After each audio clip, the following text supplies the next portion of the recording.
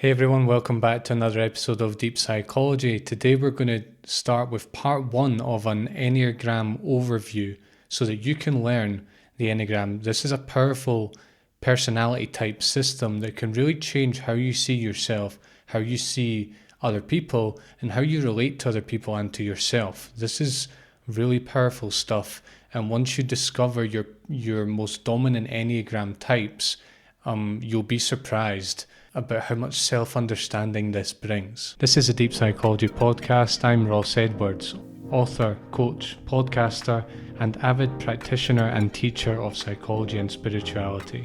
In listening to this podcast, you're part of the worldwide deep psychology community of tens of thousands of people undertaking profound personal transformation. You can find me on Spotify and Apple, where I release new episodes every Thursday. If you dig what I do and want to help the show grow, share this with a friend and leave a review. You can also go deeper with this work by training with me at deep-psychology.com. Let's get started. So before we get started with the Enneagram overview, I just want to share quickly a testimonial from a student that I got recently that I'm really excited about, and it just really inspires me to keep doing what I'm doing. And this is what I live for. This is my purpose in life, and it's just amazing to get this feedback. So let me read it. I'm not going to say who it's from. This is anonymous, but it is a real testimonial. Working with Ross has been nothing short of life-changing. His presence is calm, kind, and deeply grounding, qualities that shine through in every meditation session he leads. Ross brings a rare combination of wisdom, patience, and genuine compassion to his teaching, creating a space where I've felt seen, supported, and safe to explore my inner world.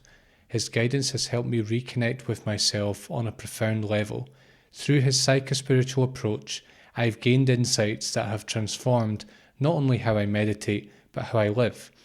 Ross is a steady, insightful meditation master who makes that journey meaningful and accessible. I'm deeply grateful for the impact Ross has had on my life. His teachings continue to resonate deeply within my daily life, bringing me greater peace, clarity, and purpose. You're a star. Thank you. So that's the testimonial, and yeah, it's brilliant to hear that. And if you want to experience my classes or do one-to-one coaching with me, head to deep-psychology.com to check out what I do and how it works and what we're up to at the moment. So anyways, let's go back to the Enneagram. So let's cover the very basics first of all. As I said, we're going to eventually cover each of the 9 Enneagram types. I'm going to help you discover your types, and we're going to sort of talk about the applications of it and so on. But to begin with, let's just cover what is the Enneagram. So the Enneagram is a system of personality types. There's 9 of them. And each of these types has their characteristic traits, their fears, their likes, their dislikes, strengths, weaknesses, tendencies, and habits. Our personality type remains pretty stable throughout life. And this is true even as we grow through vertical stages, and even perhaps as we deepen our spiritual life, our personality type remains quite stable. And this is interesting because on a colloquial sort of everyday level, we know this. We say, well, that person's always been the same, or they're doing what they always do, that kind of thing. It doesn't necessarily mean dysfunction. It means sort of the tendencies of that person overall. And sometimes it can be dysfunctional, sometimes it can be functional. What the Enneagram shows us is, so it shows us all these things. Once you know your personality type, you can see, those are my traits. That is what I am like. That's what I fear. That's what I dislike. That's what my strengths are. That's what I like. That's what I gravitate towards. But it also shows you your defenses. And the reason for this is that basically one of the reasons our personality type formed as it did back in childhood is because of how we were brought up, because of the environment, because of the challenges we faced. Our personality type is a way of compensating for our wounds and for our the setbacks we experienced and the difficulties we experienced. I think we can take this too far, and we can define our personality type as just like a sort of dysfunction. I really do not believe that is true. But it's nice to have that perspective, and it helps you maybe sort of work backwards in your life and ask maybe, why did I develop this type in response to what I was experiencing in childhood? And it can be very informative. I would also encourage you to look sort of at the sort of entire, not just sort of the unpleasant stuff, but the whole thing, and ask, what has this personality type served me for in a way that others wouldn't? So we're getting a little bit ahead of ourselves. So I just wanted to make that distinction. But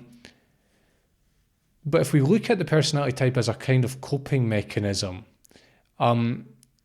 it's basically, our type from this perspective is basically a set of behaviors that we have adopted and automated, so much so that we don't even realize that we're doing it now. These are just the behaviors we go to because they seem to be sort of reliable, and they feel like an old shoe. You've worn the shoe 1,000 times, you no longer notice you're wearing it, right? Let's go into a couple of quotes just to get you a really deep understanding of personality types. So first of all, Ken Wilber says, quote, "Typologies are classification systems that consist of characteristics that essentially remain the same throughout structured development and state development," end quote.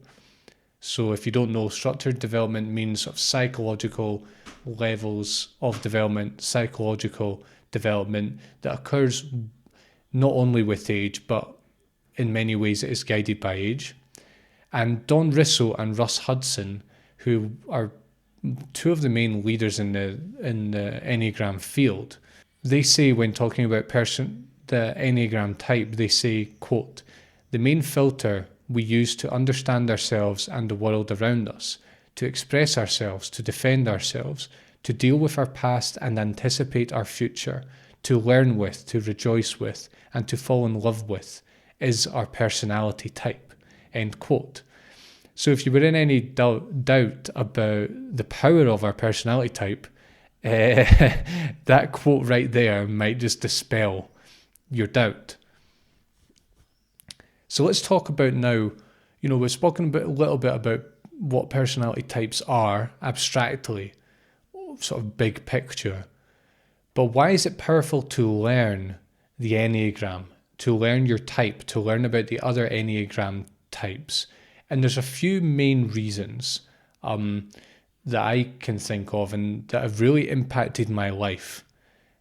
First of all is self-understanding.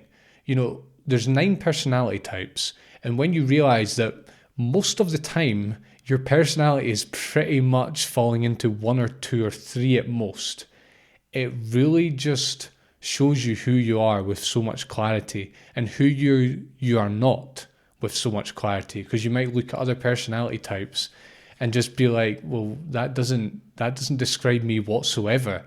And it's kind of funny, and it's very revealing. It makes it clear how you see the world. Each personality type sees the world differently. It sees the point of being alive differently, to put it very bluntly. They make different choices, and they have different reasons for making those choices. We see all those things. We also see our values and our motivations more clearly, because again, the personality types have very different values and motivations. And when you see them written on a piece of paper, and you can literally see yourself written down on a piece of paper almost, we don't want to take that too far, but you might be surprised. It is just so revealing. It's like, that is really me. That's how I am. That's how I behave.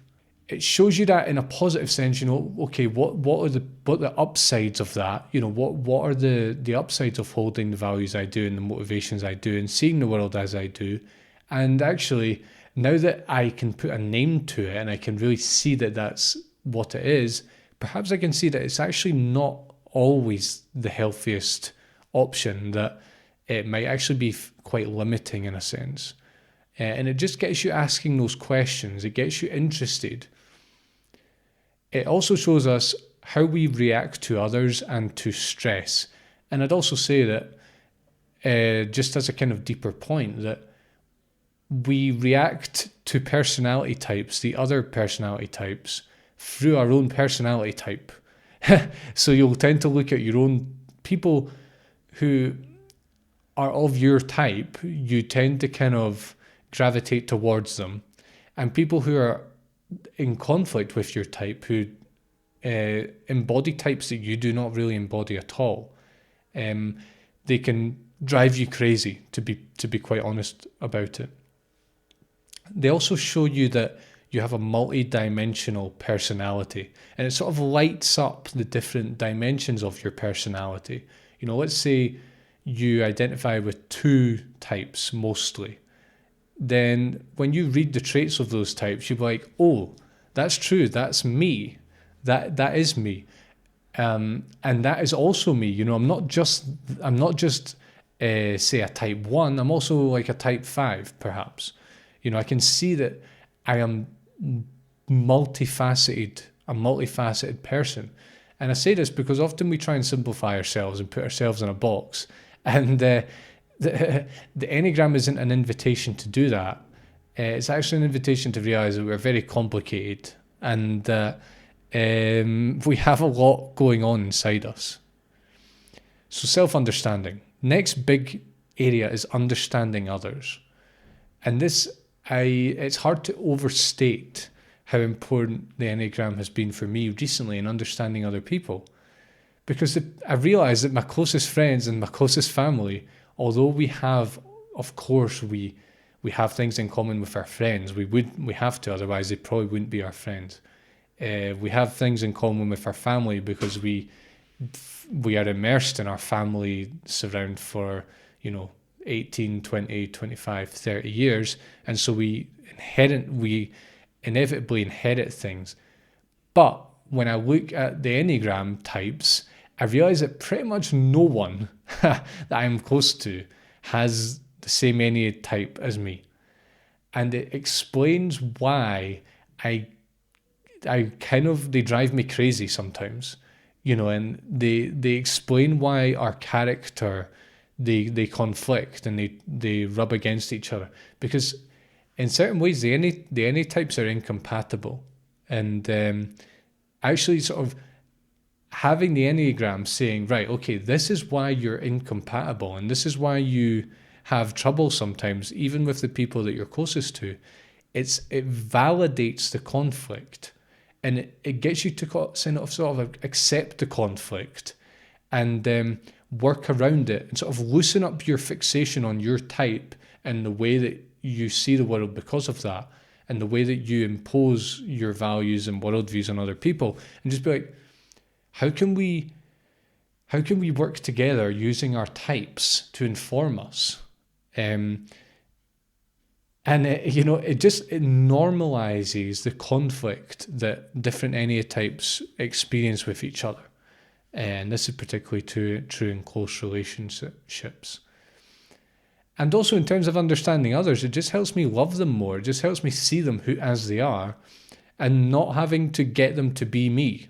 If they're a type 7, which is one of the types that I kind of understand the least, but as a type 5, it's like, okay, they're a type 7. I understand that now. I don't have to hate them for it. Maybe they don't realize it themselves. Maybe they don't realize that it causes problems. And maybe that I'm not realizing the beauty of being a type 7. It just loosens up the whole thing. And finally, it points us to our shadow, right? So when I say shadow, I just mean aspects of our personality that we have forgotten or repressed for some reason. And we can repress and forget positive aspects and negative aspects. So basically, one way to look at the Enneagram is that all the types that you do not feel identified with are kind of shadowy. It's not that we have to force ourselves to be other types, but what might be happening is that we might have aversion to certain types simply because we have repressed and denied our own self and our own traits at some point in our life. And so it points us to our shadow. It points us to areas of growth for us. It points to parts of us where we really need to revive certain parts of ourselves we have forgotten. And without a good map for that, we might struggle to sort of identify where our shadow is. Let me quote again Don Risso and Russ Hudson on talking about why it's powerful to learn the Enneagram. They say, quote, identifying oneself as one of the 9 personality types can be revolutionary. For the first time in our lives, we may see the pattern and overall rationale for the way we have lived and behaved, end quote. So they've just really concisely summed up there what I was saying about self-understanding. All right, let's get into the types themselves. So we're going to give a brief summary of each of the 9 types. And we're going to work via triads.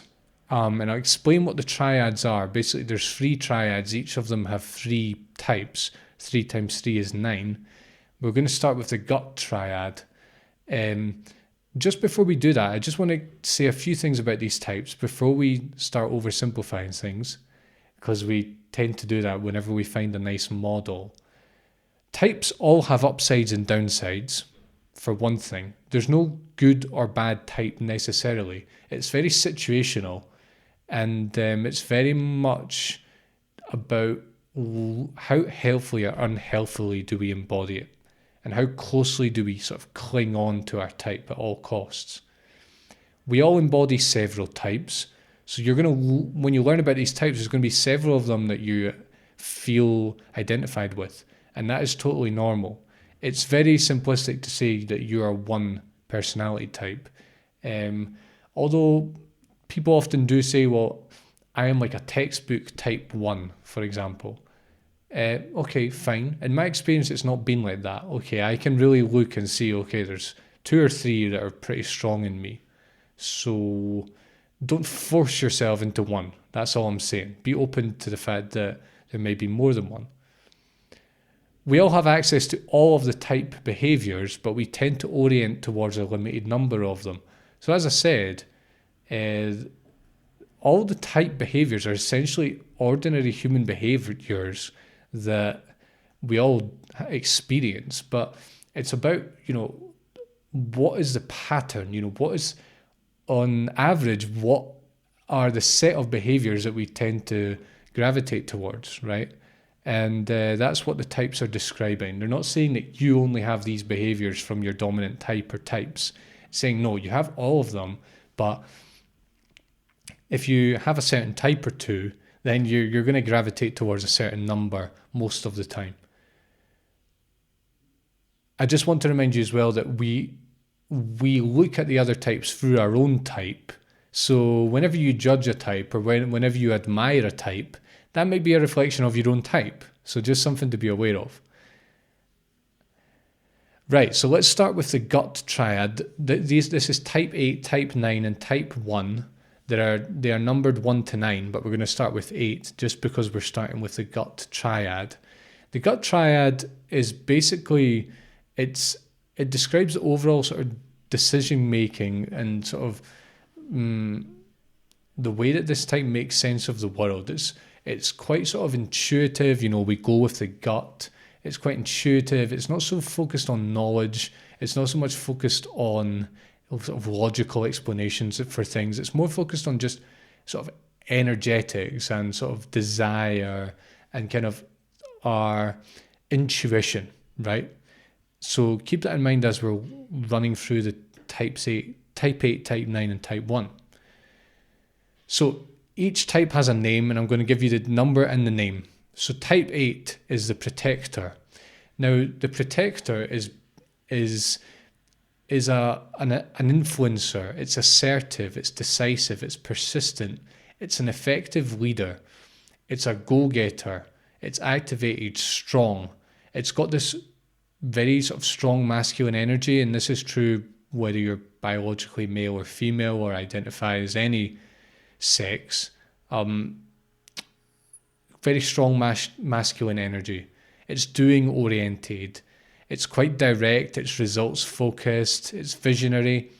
And it fears control and it desires self-protection, right?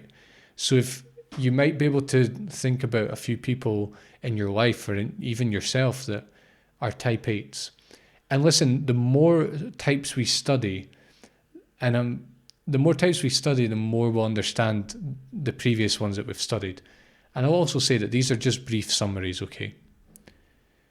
Type 9 is the mediator, and we can think of this as a seeker of harmony who is peaceful, agreeable, and kind. So the type 9 wants to get along with everyone. It wants things to be harmonious. It wants to maintain calm. It wants to be friendly, compassionate, and loving. And basically, it fears division and conflict, and it desires peace and harmony. Type 1 is called the perfectionist. So this type it has very strong moral principles. It dislikes BS. It wants to be honest. It wants to be reliable and precise and direct. It's realistic. It's disciplined. It likes solid data and like bulletproof theory. It wants, if it's learning about something, it really wants all the parts to fit together, and it wants like a complete coverage of it. It wants to be correct and right. It fights for sort of justice. It's quite critical of corrupt forces and of injustice. It fears corruption and evil, and it desires integrity. And when I think of a type 1, I'm just going to give you an example of a type 1. I think of George Harrison, who's one of my heroes, not just musically, but also sort of spiritually and in the way he, his sort of developmental trajectory. You can see that over the course of his life quite strongly. He was a pretty strong type 1. He's the strongest type 1 I've ever known. Obviously, I've never met George, but from reading about him and watching interviews and so on, George Harrison was a very strong type 1. He would not hold back in his interviews. He would call out the BS. Obviously these people, there's only so much they can say for legal reasons, but you felt that George would have been willing to say everything, perhaps what was going on at the time of the Beatles, the stuff that they faced when they were on tour, the sort of causes of their fame, the reasons that they broke up and all the rest of it. He would have been very honest about that. And he was honest about, I think, to the extent that he could have. He was very open about his conflict with McCartney and Lennon and with Yoko Ono, which the other Beatles were not so open about. I suppose John Lennon, you could say, was sort of had a type 1 kind of energy as well in a way. George also wrote an entire album called Brainwashed, his last album. And the last song of that album, he completely calls out the BS in pretty much all of society. It's a very good postmodern critique of society, but he leaves nothing on the table. And there's another song called P2 Vatican Blues, where he basically calls out the bullshit in the Vatican and the Catholic Church. And in all of George, in George's interviews, I just get this really strong sense of oneness. He's like, he does not care. He will say it how it is. He doesn't try and present a facade. He's very kind of down to earth. Even though he's like a multi-millionaire, very successful musician, ultra famous, probably of that period, the most famous people in the world were probably the Beatles or among them. But yet very down to earth, very sort of honest, very forthright, very just says it how it is. There's something to me that is beautifully refreshing about type 1, especially having grown up in the UK where people do not say what they think, and we sort of hide our emotions and we hide our anger and we sort of explain things away and we sort of deny the problems of the world, and we just, we're happy just to kind of let things go, I think. Type 1s come along and they're just like, no, bullshit is bullshit, let's call it out. And, let's fight for what is right and what is just and what is fair. And that is one of the just beautiful things about type 1s that I think what I really appreciate. And it's something that in any type 1 that you know, I think it's something to appreciate. All right, so we've covered the gut triad. We've covered sort of background to the Enneagram. This is the end of the first part of this episode. I'm going to have the next part next Thursday for you. So thanks a lot for tuning in. I hope this has stirred your interest. We're going to cover the next 6 types next week, and we're going to cover how to use the Enneagram for your own growth. And as I said, this is a powerful tool. We're just going to look very practically at sort of things that you can do to use this personality typology. All right, thanks a lot for joining me, and I will see you soon. Cheers. Thanks for listening. If you liked this episode, please leave a review and share with a friend. And if you'd like to go deeper, head to deep-psychology.com to join my training. Thanks for joining me, and I'll see you soon.